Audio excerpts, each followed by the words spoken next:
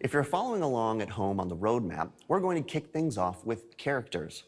The character customizer being introduced in Alpha 3.1 is being polished by several teams, working to fine-tune this highly anticipated feature.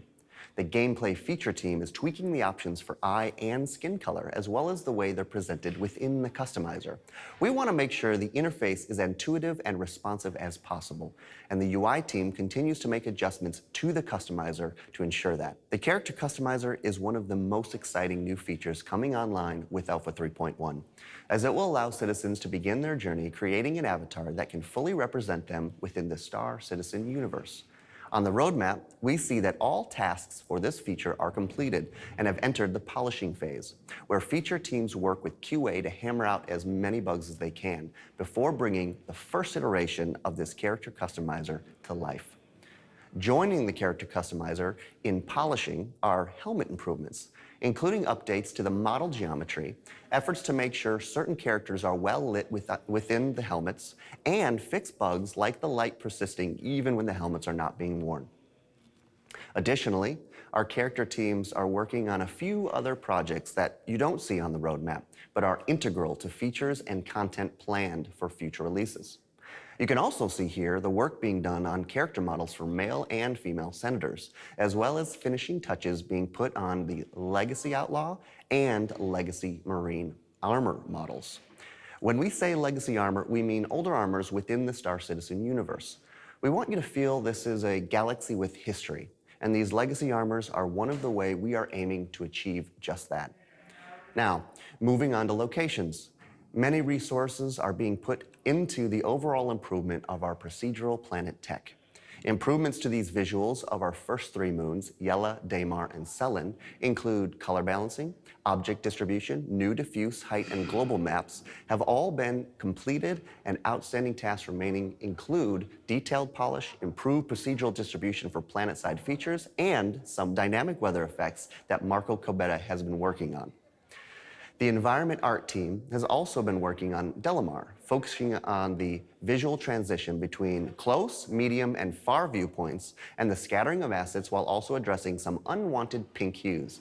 Space views of Yela have been much improved, and on the R&D front, the team continues to work on something called Speed Tree, which you'll learn about more in the coming months. Additionally, as you may have heard already on Calling All Devs, a revamp of the player hangars is underway.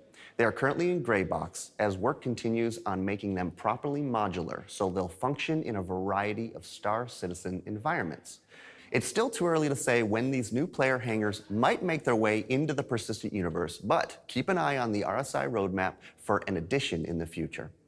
Continuing to look ahead, the environment art and tech teams work to prototype the planet Hurston and its moons.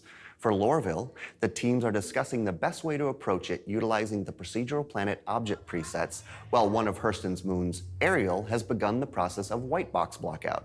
For this particular moon, we're looking at some very unique geography, and you can see that the team has made a lot of meticulous progress building up the biomes. For some early work on the planet Hurston, check out our CitizenCon 2947 presentation available now on YouTube. From locations, we're heading over to gameplay, where feature teams have been working on bringing the Service Beacon distress call system to life, which will ultimately allow players to contact each other in-game to request assistance or services. QT markers will show up when a player accepts a beacon, following the same system currently used for in-game missions. As with many of the other new features that come online with every Star Citizen release, this initial iteration is an important step to player-generated missions and content, and we're excited to see how each and every one of you will be using it. So far, the notification range will be tunable.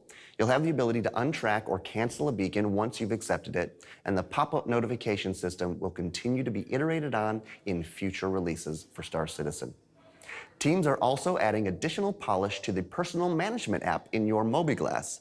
This includes work on the Star Marine loadout customizer. For example, whatever you've earned in the PU will carry you over to Star Marine. Now, some items may not be available for certain game modes, and the team is working on specific UI elements that will help you know what it is and what isn't available. In ship news, the vehicle team continues to make finishing touches to the ships and vehicles going live with 3.1, which you saw last week in our updated ship shape. And in the world of weapons and items, we have some exciting ship and FPS weapons from Gallinson, Amon and Reese, Preacher, and more, entering their polishing stages.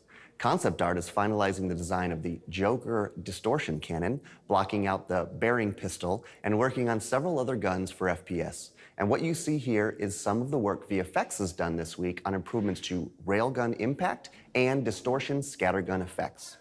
Finally, this week in Core Tech, we have closed out 45 of the 46 tasks needed to meet our performance optimization goal for Alpha 3.1.